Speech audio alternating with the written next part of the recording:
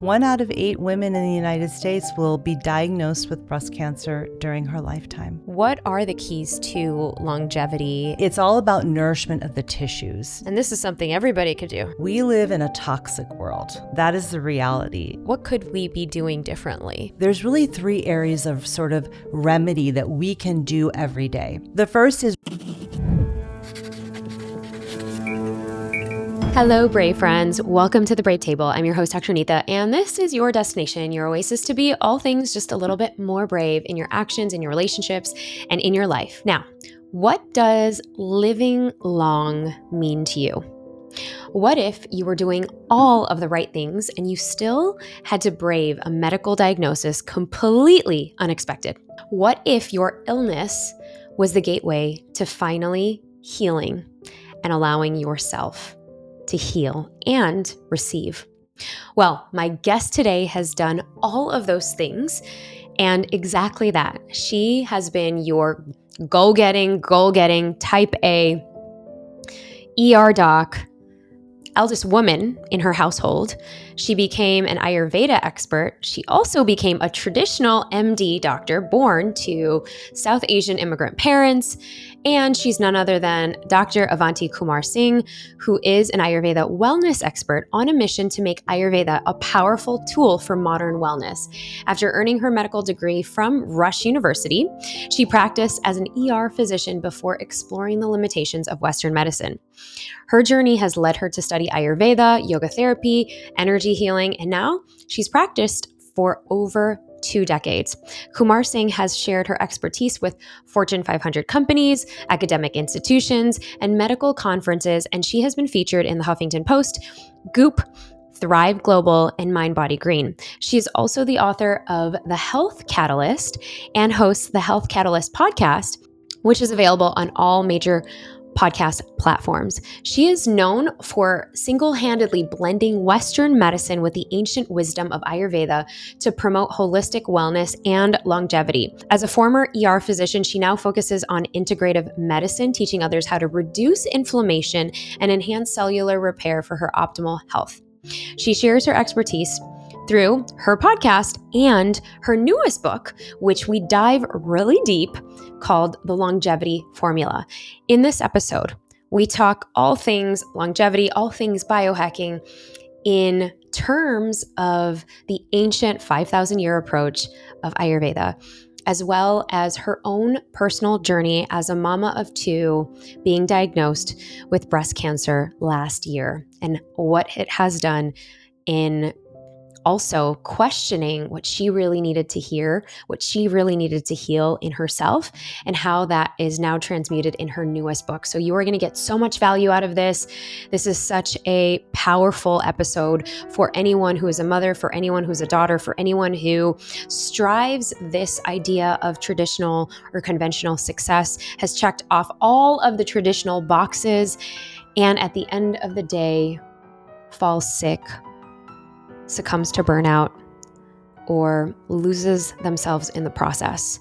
This, I think, is going to be one of those that you are going to send to your family members, friends, girlfriends, and maybe even bookmark to come back to. We have a powerful conversation. So without further ado, let's welcome Dr. Avanti Singh Kumar on the Brave Table. Dr. Avanti, welcome to the Brave Table. Thanks so much for having me. I'm so excited to be here. Your path is so interesting, and I want to start there because I feel like I have a very, similar journey. Mm-hmm. And as we are braving career pivots and career journeys, you have a really interesting one. Mm-hmm. Growing up in Chicago, going into traditional ER medicine, graduating from Rush University. I feel like we've had parallel paths. I know. So it's so fun, and I'm so glad that we're filming this live in Austin. I am too. So tell us kind of that early chapter and what got you into becoming the wellness guru that you are known for in Goop, Gwyneth Paltrow, writing kind of an accolade for your books. Yeah. How did all of that come about? I want to hear all of it. So where do you want me to start with why I went to med school? I'm Indian, the story. We can as early as you want, as much as you want for our readers. Yeah, I grew up in a South Asian family. My parents were immigrants, right? First generation, become a doctor, a lawyer, the whole thing, right? But it was also sort of what I saw around me. All my aunties that were working, who weren't homemakers, were doctors. And I knew I wanted to go into a helping profession. And so it was like, oh, okay, I'll just do that. And so I sort of set my sights on medicine and then went to medical school and got through my training. And somewhere in that process, realized that the medicine I was learning wasn't enough. It didn't answer all the questions. And it also wasn't the medicine I wanted to practice, is what I kind of figured out. And so I sort of went back to the medicine I grew up with, Ayurveda, right? I also had a lot of health challenges in medical school and medical training, which I never had before. I was totally healthy up until I got to medical school. I mean, through college, through graduate school, and then getting to medical school, and all of a sudden my health went to, down the toilet, basically. And I think I realized that I was so far from what I grew up with in Ayurvedic medicine and sort of the way we lived that I was like, oh, this is why I'm having all these health challenges. And so I just sort of really started diving into the why and the how and really learning more about Ayurveda, because I kind of just grew up seeing it. My grandfather practiced it. It was what we did at home. I never really asked a lot of questions because I was sort of focused on Western medicine. And so that was sort of where I started. And honestly, this all kind of happened by accident. I started learning more. I started seeing patients just in a small office in the suburbs. And then we moved back downtown. I started teaching at Northwestern in their during the integrative medicine rotations for medical students.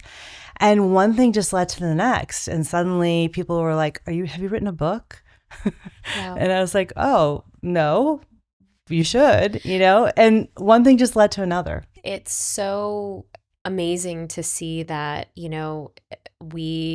because I think growing up, we don't have that model. Yeah. Like we only have the singular model of, oh, okay, my aunties are doctors. I'm just going to go into that same profession. Right. Was there a single moment that you were like, ooh, I don't know about Western medicine, and was there a moment where you were like second guessing yourself or worrying about what will people think if I now don't want to do ER medicine and I want to go back to my roots?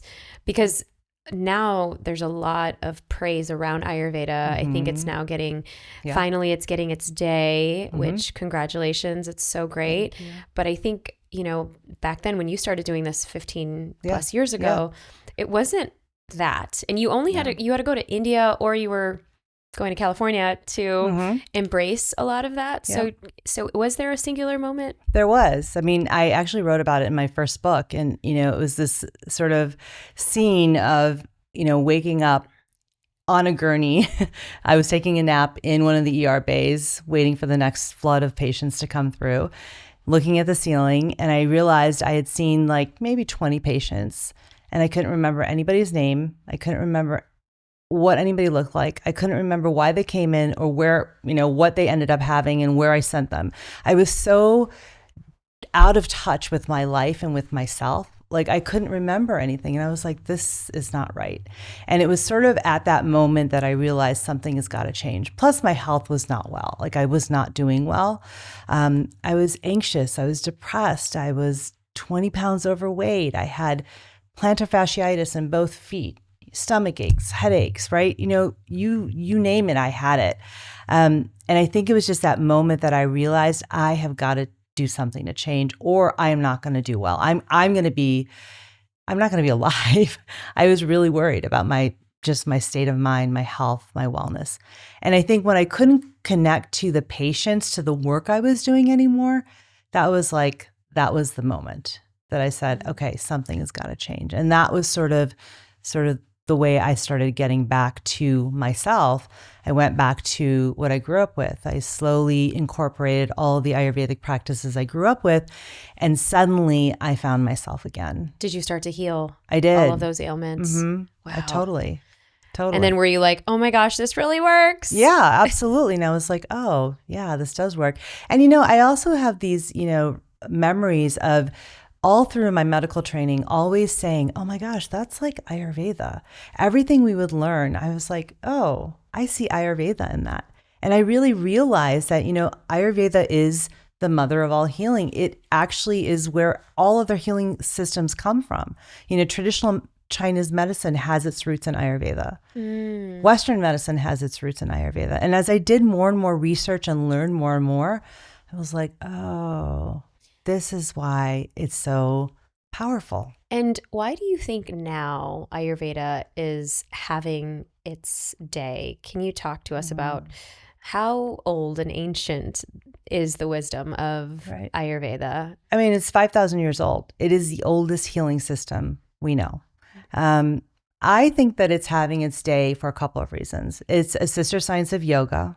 And I mean, yoga, we know, is a bazillion-dollar industry in this country, in the West, because it's not actually what yoga is anymore, unfortunately. So I think that's part of it, because a lot of people have heard about Ayurveda, maybe from being in a yoga class, or, they've learned a little bit when they've taken a yoga teacher training, right? Mm-hmm. So it's sort of out there, and they're curious. And then I think the bigger thing is that people are looking for answers. Mm-hmm. People are really, really having a hard time with the Western medical system, but they're also looking for the answers to their issues, because they're seeing that when they go to the hospital, when they go to their doctor, they'll get a little bit of relief for a little while, but it doesn't seem to solve the problem, right? And so they just keep searching. And I think that sort of, it's like a perfect storm of all these things coming together. And suddenly people are like, oh, tell me more about Ayurveda. The other thing I think that's really important when you think about Ayurveda is that once somebody learns a little bit about Ayurveda, they want to learn more. And it's because it just makes sense. I wrote about this in my first book, that I feel like it's a human knowledge. It's sort of like this innate wisdom that we all have. And suddenly when you start learning about it, you're like, oh, I just get that. That makes sense. I understand that. I don't know why I understand it, but I just do. So I think there's a connection that people make, and that's also why it's so popular now.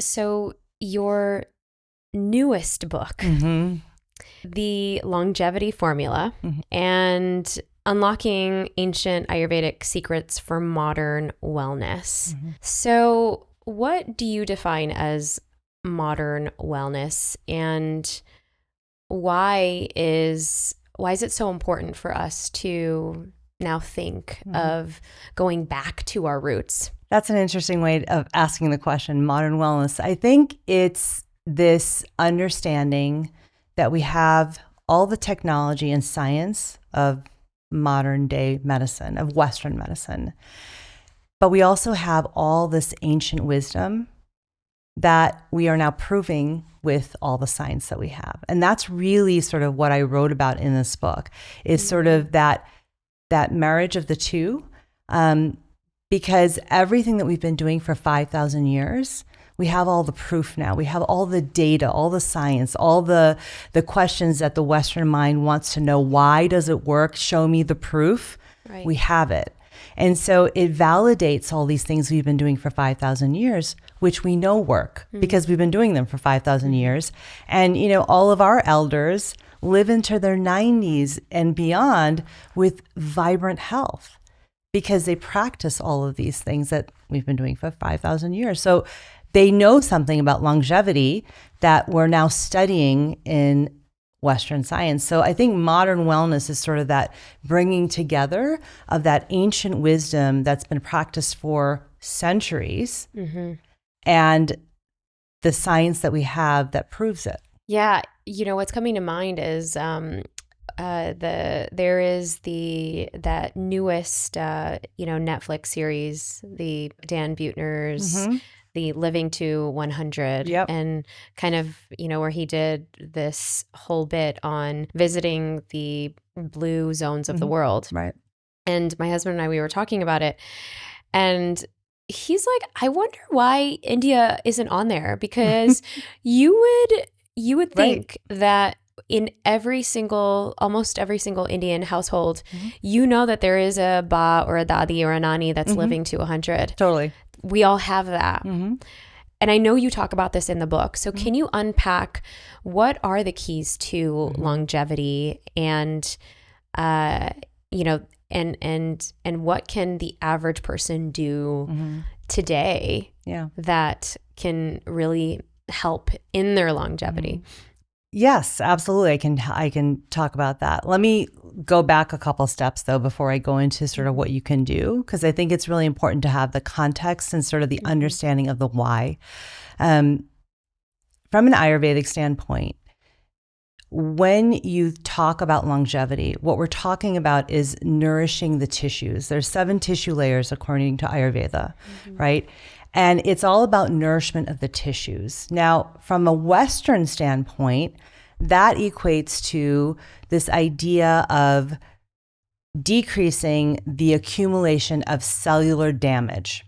When we have that accumulation of old cells that aren't going, like they're not getting eliminated, that causes depletion of the tissue. So that's kind of where the two come together. Now, how can we, get rid of those junky cells? There's 2 ways. We can increase cellular repair and we can decrease inflammation. And those kind of go hand in hand. So there's a system that we have in our body called autophagy, which is, and I'm sure a lot of people have heard of this with all the longevity talk that's been going on in the last couple of years. Autophagy is this system that we have in our bodies that basically cleans up old cells and all the junky old parts that aren't needed anymore. It kind of cleans those up, right? The problem is that as we age, our cells get sort of slow in that process. They kind of don't do autophagy very well. And so we need to do something to help that process, right? The other part of that is that when we have lots of cells lying around, they cause chronic sort of low-level inflammation in the tissues. So you have this tissue depletion. And so really, if we want to live longer, we need to nourish those tissues. And you're talking about like the 7 layers of the tissues. The 7 layers of the tissues, yeah. So what are the 7 layers of the tissues? Right. I know you have this also in the book to give us just a sneak peek, because you're gonna have to get the book to really get the entire way of the way you kind of lay it down for us. But if you can give us a sneak peek into what could we be doing differently and in learning more about how these kind of work hand in hand? So there's 7 tissue layers. I'm going to kind of skim over them because it'll get too esoteric otherwise. Okay. But we have, we have a plasma layer, we have a blood layer, we have a muscle, fat, bone, we have nerve, all of those tissue layers, okay? When it comes down to it, nourishing those tissues, again, is done through a few different remedies, is what I call them in Ayurveda. And the whole point of this is that you don't need fancy tests. You don't need all kinds of technology. It doesn't cost lots of money. These are all things we can do at home that we have control over, that we have, we can put the power back in our own hands. That's really what this is about. And so there's really 3 areas of sort of remedy that we can do every day, right? The first is routines, what we do on a daily basis. And that is all about circadian medicine, right? In 2017, the Nobel Prize in Medicine was given to a group of researchers who discovered the mechanism behind the circadian clock. Now, the circadian clock we've known about in Ayurveda for 5,000 years, right? It's all about living in harmony with nature. That's what Ayurveda is about. That when you live in harmony with nature, you'll have optimal health and vibrant, a vibrant life, really. And that's that idea because we're all made of the same 5 elements, right? Air, space, fire, water, earth. Humans are made of that, and everything in nature is. So when we live in harmony with what's outside of us, we have harmony within us, right?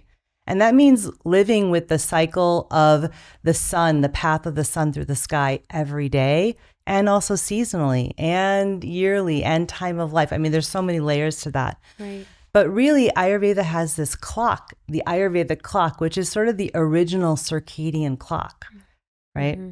So that's one of the main ways that we can sort of tap into longevity. It's a longevity switch. Mm. The second area is diet. And it's not just what we eat, but it's also what we take in through all of our senses, all 5 of our senses. And that's about the gut microbiome. That's what it equates to. 5,000 years ago, we knew that the gut, the digestive fire, our Agni, is the seat of health. They're only kind of figuring that out in the past 25 years in Western medicine. I always joke that modern medicine has finally caught up to what we've known for 5,000 years, right?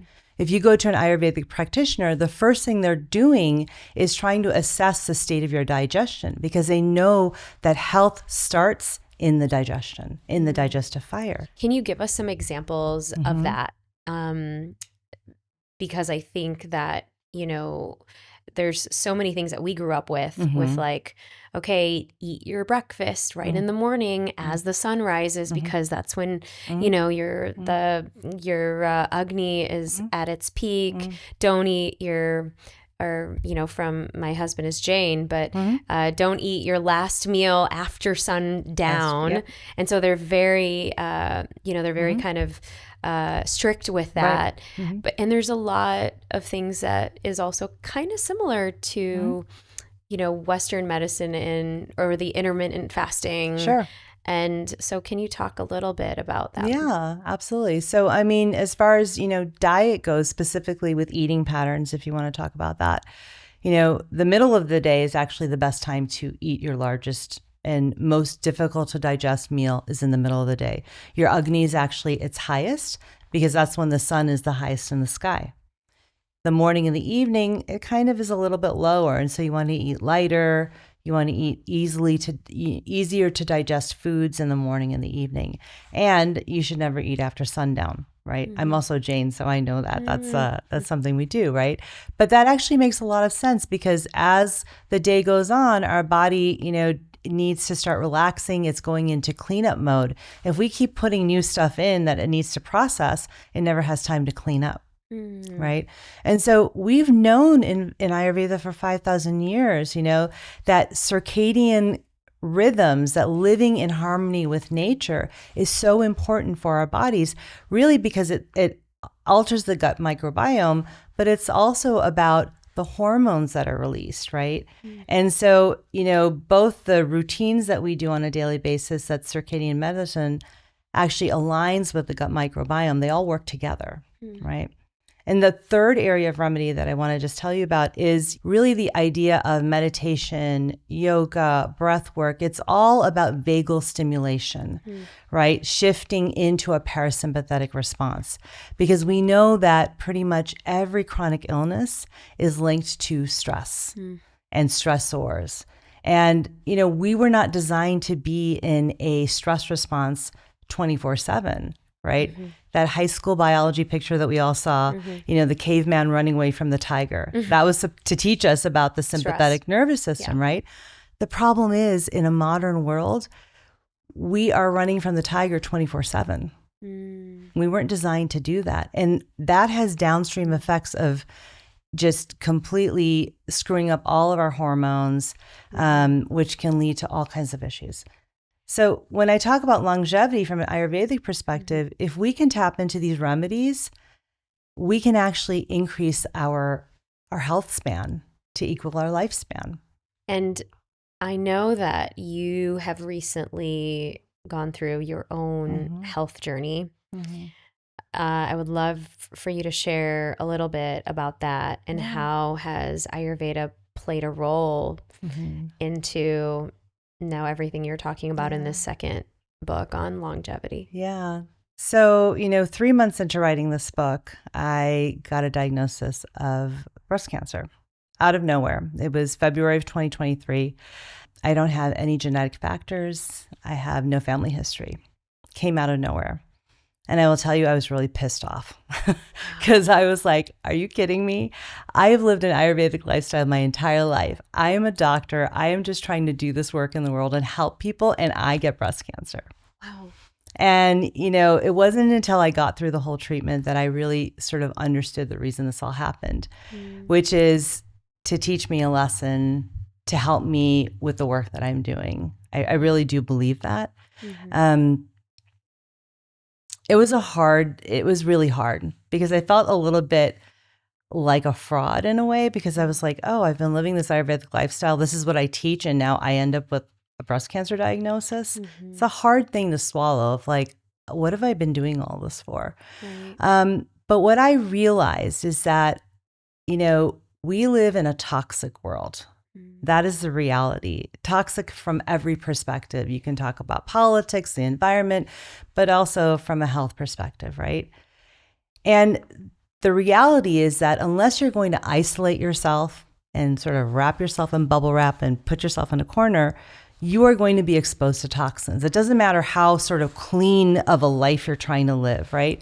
You're going to be exposed to toxins. And so I think what I realized is that even though I was living this lifestyle, I'm still exposed to toxins, even though I try not to be. And what I learned is that Ayurveda is protective of your health.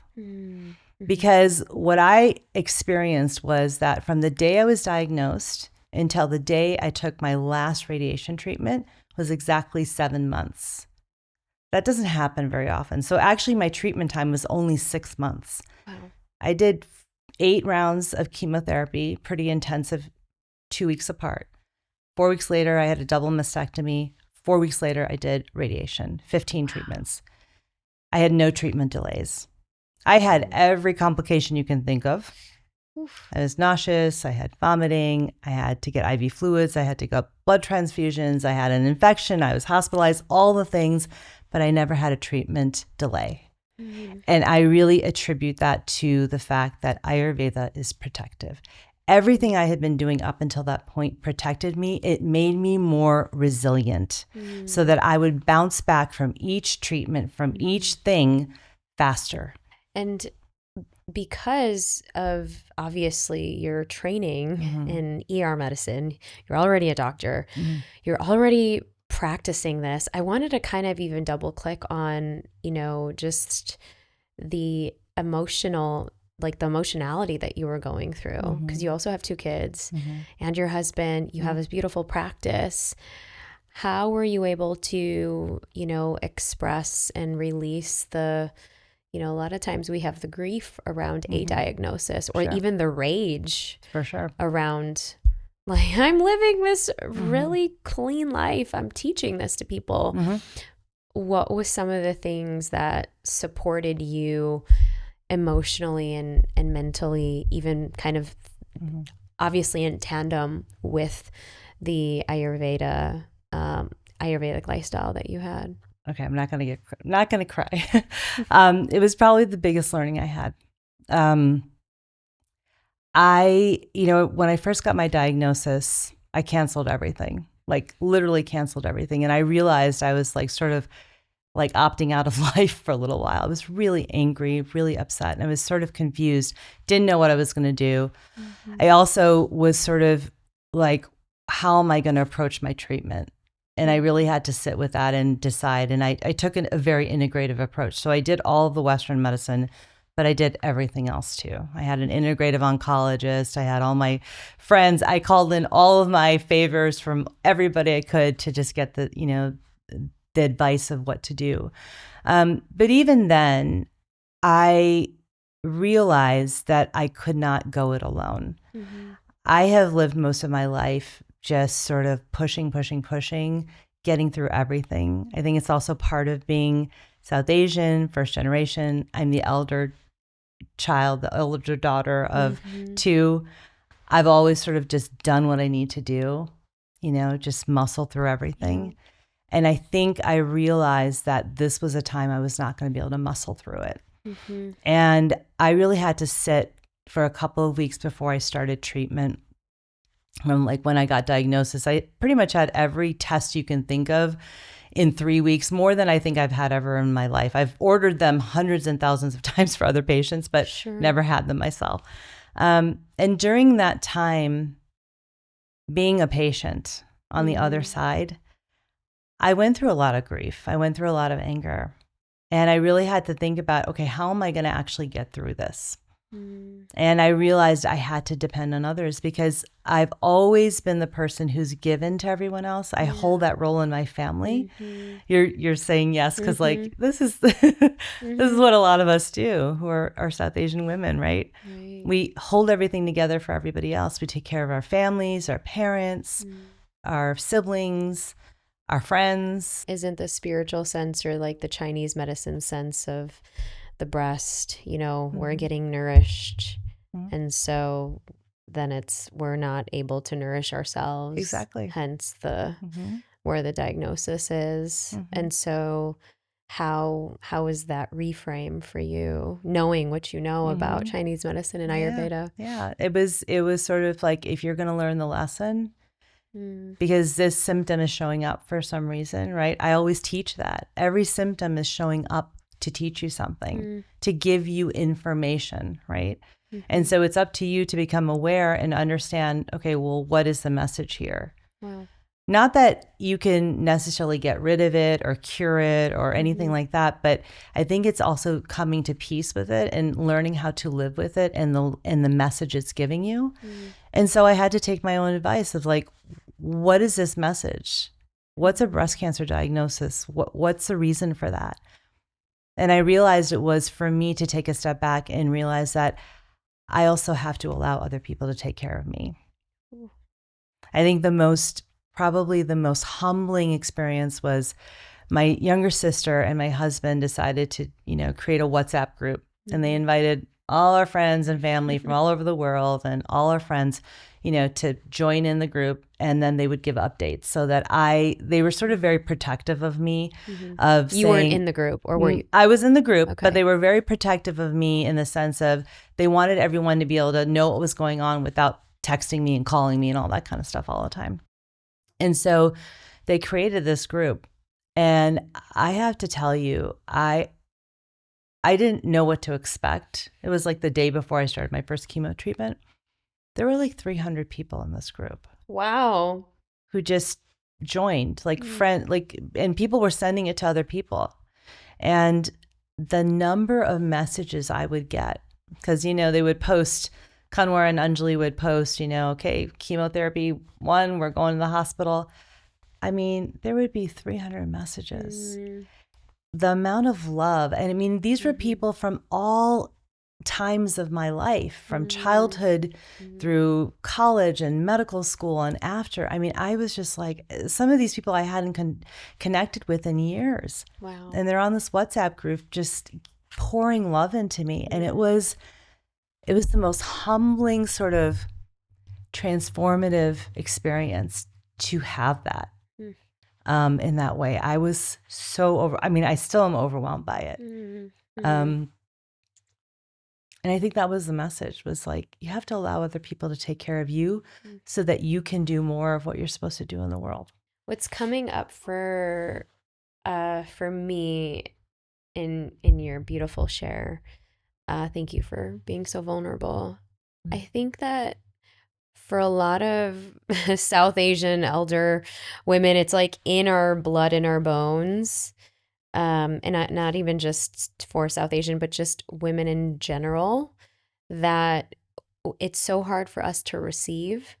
Totally. Because we're so often the ones to do and to organize and to be and to, pull the trigger, to get things done, to take action. Yep.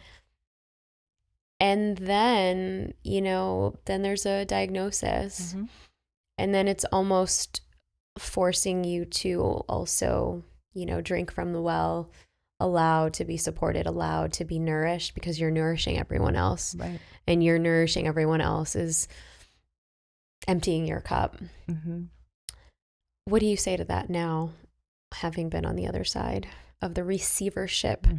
And for people who perhaps maybe it's hard for them to receive because they're so used to doing things on their own. I would say do it sooner. Do it now. I wish I had understood that. I mean, I think that I always thought I was the person who could receive, but it wasn't actually that. And I think I mistakened it for, getting help from other people. I think I mistaken for receiving. It's not the same thing. Asking for help and getting some help is one thing, but receiving it is different. Getting and receiving, I think I started to understand the difference. Receiving is that you take it in and you really, really understand and you allow it to nourish you. Getting help is just getting through it. Important also. I'm not making light of that. That's really important. But it's to the next level when you can understand that help can also be receiving nourishment. And I think that's what I started to understand, is that if I can open myself up to receive all of this love, that would actually heal me. And it did. It really did. It helped me. It took me through a really challenging time, really challenging treatments where I couldn't get out of bed. I couldn't walk around, like things I had never experienced before. That's what got me through. Wow. And you're writing this book at the same time. Yeah, I mean, I took a couple months off from it. My publisher was so great. They were so wonderful. They just said, Avanti, do what you need to do. We'll deal with the book later. And once I was through, all my chemotherapy, I felt strong enough to start writing a little bit. And so I started, and I was able to finish it only 3 or 4 months, delayed, which ended up great. So it was able to come out this year. But, I think it was actually really great for me because I still wrote about a lot of the things I had planned to, but I also added a lot of things that I hadn't even thought about. And, the last part of the last chapter of the book, I went into things that I had never planned on talking about. I'm a very, very spiritual person, but I never really talk about that with patients or in my writing, or I sort of have always sort of kind of held back from that. And I sort of was like, nope, I'm going to go all the way there. And so I wrote about it because it was so important for me. And I realized that the connection piece, which is what I write about in that last chapter, connection to others and sort of this whole theme of receiving, it's so important for our healing. Connection to self, connection to other people, connection to the divine, whatever that is for you. It's really important. And how was that connection to the divine during this process? How did that infuse the rest of the book? And do you feel like you were guided in each step? How do you now use this with your own patients? And how much of a section is it for our longevity in the long run? I think it's probably the most important thing for our longevity. Connection to other people, connection to self, connection to the divine, having, some belief in something that's larger than yourself. I think it takes the sort of the focus that we have on ourselves and our problems. It sort of blows them up in the way of sort of saying, there's so much more. I'm just a small part of this bigger story. You realize there's just something bigger that you're a part of, which I think puts things in perspective. At least it did for me. And the connection to the divine, I think, it was what allowed me to sort of stay in the process of healing. And even when it was really, really hard, and on my lowest days, I just had to believe that there was some other force that was guiding the whole thing. That was the only way I could get through it. And so for me, it was so incredibly important. I don't know if it's important for everybody. I would say that it is. And, from everything that I've read, the research, the studies, everything that I've, looked at, connection is really important for our healing, because when we feel lonely and when we feel alone, and that could just be not even connection from other people, but we feel like we're alone in the world, Like there's nothing else that's sort of protecting us. We actually have a higher morbidity and mortality. We have studies that show that. A feeling of loneliness is equivalent to smoking a pack of cigarettes a day. Wow. And people feel lonely on like daily now. Exactly. I wanted to actually go into how can we combine the ancient wisdom of Ayurveda and what we know about stress can kill us, the lack of friendships and deep connection can also affect our longevity. What are maybe 2 or 3 things, and I know you go deeper in the book because you're educating us about Ayurveda, which I love, but for anybody that's completely new and they're like, I really need to get my health together. This has come up a lot because we've had many experts around Ayurveda, but what is something simple that people can do? Because I want to also circle back to how we started, the autophagy, the cells that are dying out, the fact that we're exposed to so many toxins, to really wrap this piece up. What is something that somebody can do that's tangible and that's easy that they could do today after listening to this or watching this? There's 9 mechanisms of aging that are sort of widely agreed upon in Western medicine. And what I found is that there are really, in Ayurveda, there are 5 longevity switches that actually can reverse those mechanisms of aging from my perspective. And the first is to remove toxins. The second is to add prana or life force energy. The third is to move it. The fourth is to sync with nature. And the last is to feed and nourish the system. I go deeper into all of those longevity switches, but I'm going to give you 3 practices that hopefully people could really dive into that sort of address most of those switches, actually. Okay. The first is to fast overnight. Okay. For 12 hours, don't eat. It's such a simple thing. Don't eat when the sun is sleeping. When it's nighttime, don't eat. You're not supposed to eat at that time. Only eat during the day. Do a 12-hour fast from 7 p.m. to 7 a.m. The reason we want to do that is for autophagy. Fasting is the biggest instigator or sort of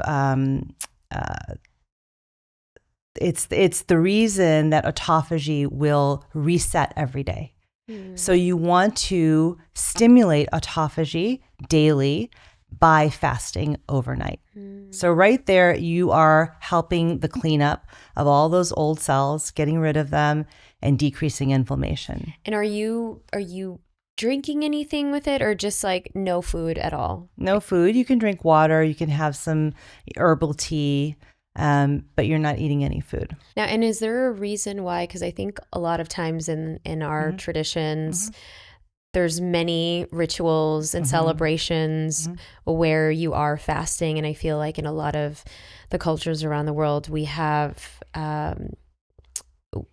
times of the year where we're fasting. For Catholics, it's around Lent, Ramadan, and so how is that intertwined in some way? There's a religious aspect of it, which I think is usually for a cleansing, sort of purification type of, thing, which I think is different than what we're talking about. But, in our culture, everything is so intertwined.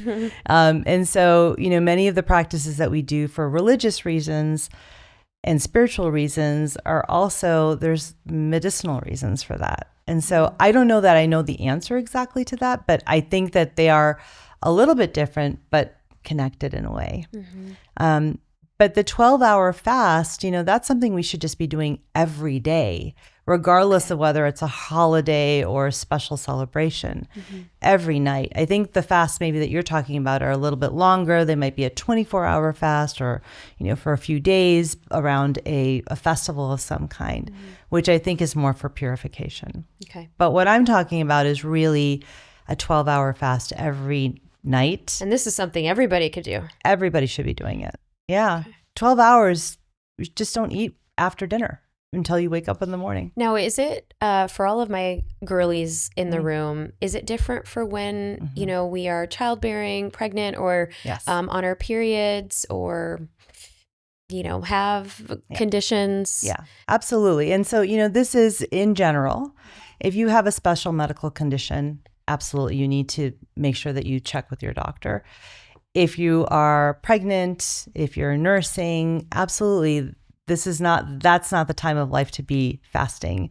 You're nourishing another living thing, and that's what you need to focus on. So that doesn't, apply to them. But for most other people who are in good health, a 12-hour fast should be what you do every day. And you can work to a 14 or 16-hour fast. 14 to 16 hours is about the sweet spot for most people, especially women. You shouldn't go over that. Okay. Because it can have a lot of hormonal effects that are detrimental, actually, and cause a lot of stress to the system. But 12 hours fast overnight, that is the first longevity switch you can, the longevity practice you can do that will actually switch on probably all 5 of those longevity switches we talked about, right? The second thing I would say is to every morning spend at least 10 minutes before 10 a.m. in sunlight, natural sunlight, where you get the sun into your retina. So you're not doing it through a window, a car, you're not doing it through sunglasses. Of course, you're not looking straight at the sun, you're just getting natural sunlight into your eyes. So you're not looking directly at the sun? Never. Okay. Never. But you're getting sunlight into your eyes if you're not wearing shades, right? The reason for this is that it resets our circadian rhythm every morning. And that is so important for our overall longevity, for all of the hormonal control, because it's, it's a downstream effect. It's like a cascade that's set off, right? And so when we, again, are resetting our circadian rhythm every single day, we're increasing our longevity. So that's the second thing that we can do for longevity, and that will also activate all 5 switches. The last thing I would say, the third thing, is to meditate and breathe. Simple things to do. The reason is because it shifts us into that vagal response, into that parasympathetic system, which turns off the stress response, right? Which is so important because we know that stress is related to every chronic illness, every diagnosis, including cancer, right?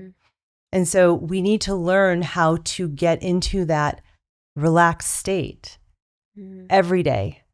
That will increase our longevity significantly. It's very well studied that that's what happens, right? Wow.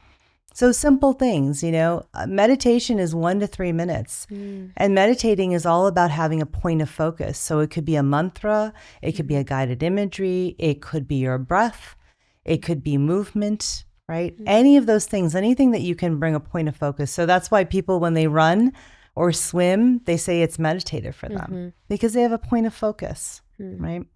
So 1 to 3 minutes, just start with that. And then breathing, right? We all breathe up here.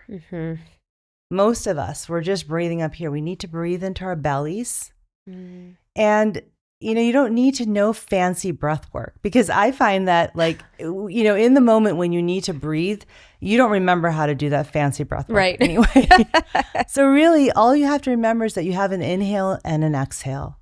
Whichever side of the breath you lengthen, that's what you're going to activate. So the inhale is activating, it's energizing.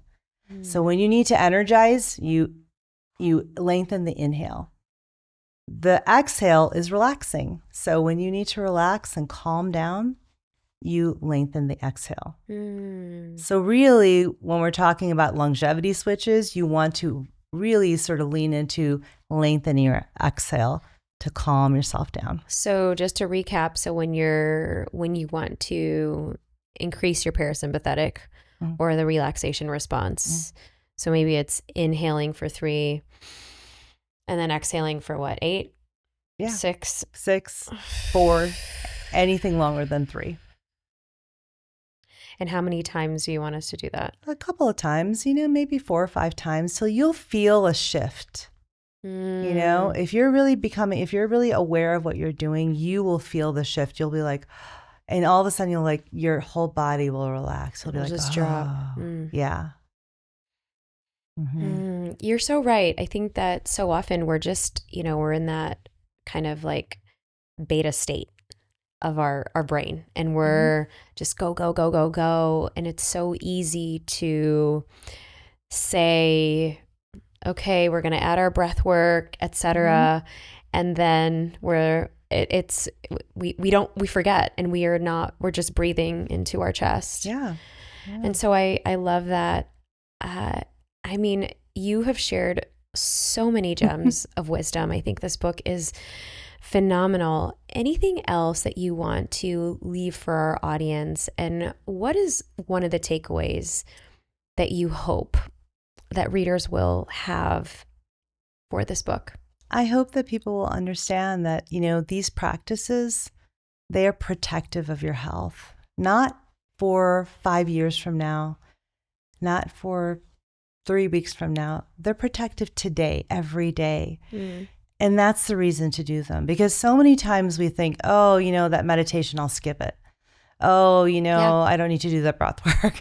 Oh, I'm going to go to sleep really late. I've been doing that for the last couple of weeks. I have a lot of work to do, right?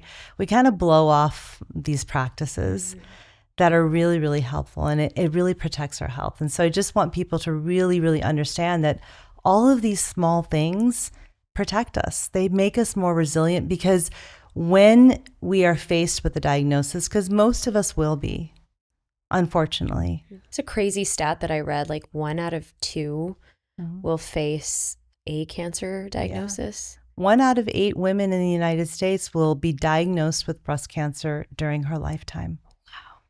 That means that most people know someone personally, a family member, a friend, a colleague, maybe even themselves, right? The statistics are alarming. They're alarming, right? And so it's not just cancer. I mean, it's every chronic illness you can think of, right? They seem to keep going up and up and up, even though we have so much available from a modern medicine, standpoint, the procedures, the medications. We have all this knowledge, but all of these illnesses just seem to be getting worse, right?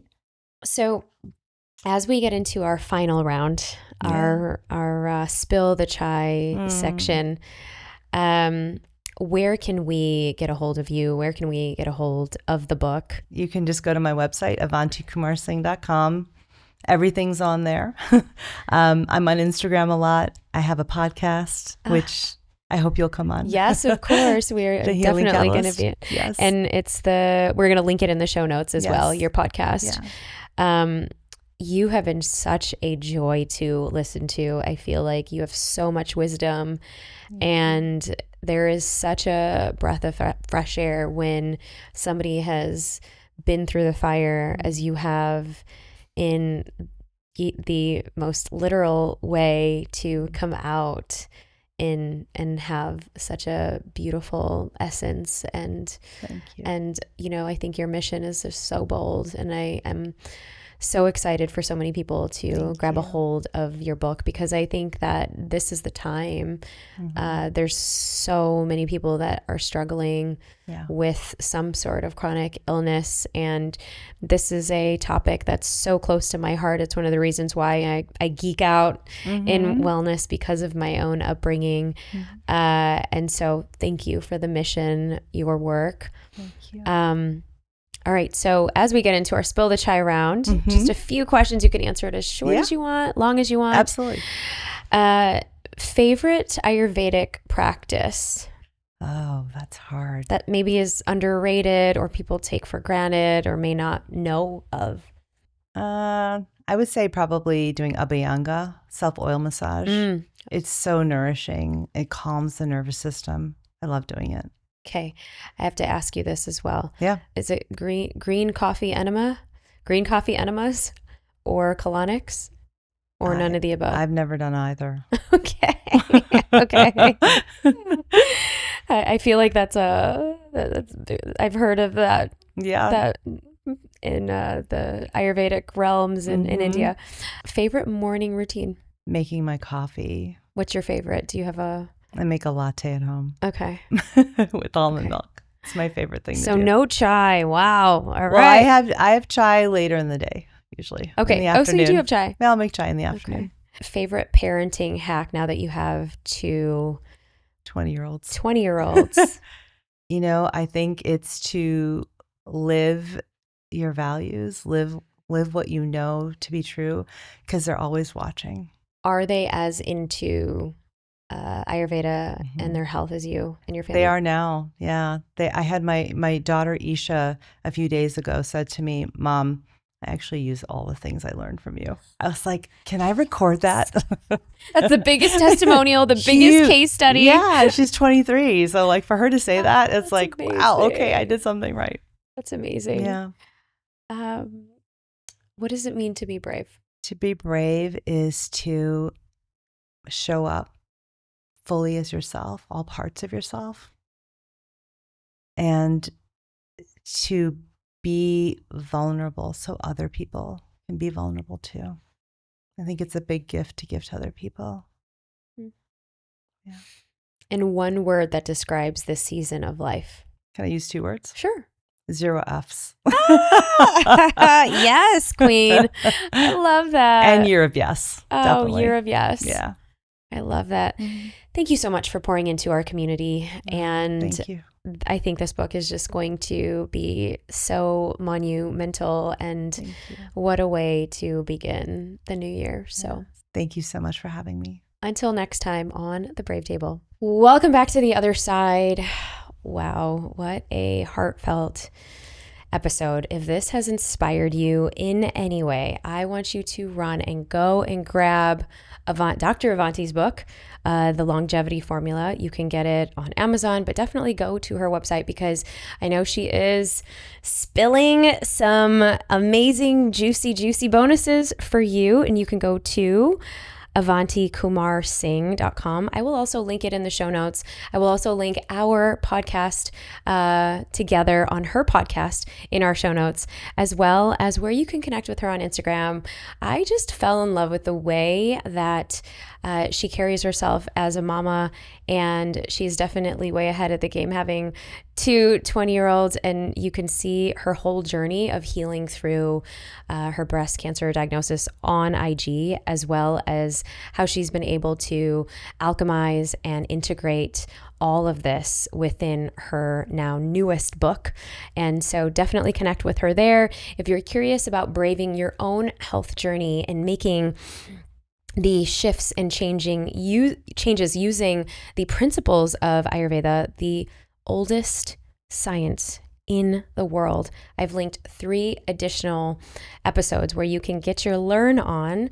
And if you love this episode, please feel free to subscribe if you haven't already and you're watching this on YouTube or where you're getting this. If you are on iTunes or if you're on Spotify, go ahead and click the little follow button. It helps us grow the show more than you know. Please leave a comment for us. We would love to know how we can improve this. And if you loved any part of this episode, go ahead and tag us. Tag Dr. Avanti, tag myself, tag The Brave Table. And thank you so much for tuning in. It means the world if this resonates in some way. I hope you share this with somebody that needs to use just a little bit more advice to add on to what longevity could look like in their household. Don't be stingy, share the information. And I am so excited you choose to tune in week after week. Thank you so much. And I will see you next time.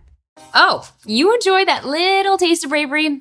You know I've got so much more in store for you. So if you are really ready to dive in and keep owning your emotions like the boss that you are, click right here and catch the full video. Go ahead, don't be shy. And hey, don't leave without subscribing. Seriously, hit that button so that we can keep these brave, magical, juicy conversations going. One conversation at a time. We're mastering life together. I'll see you in the next one.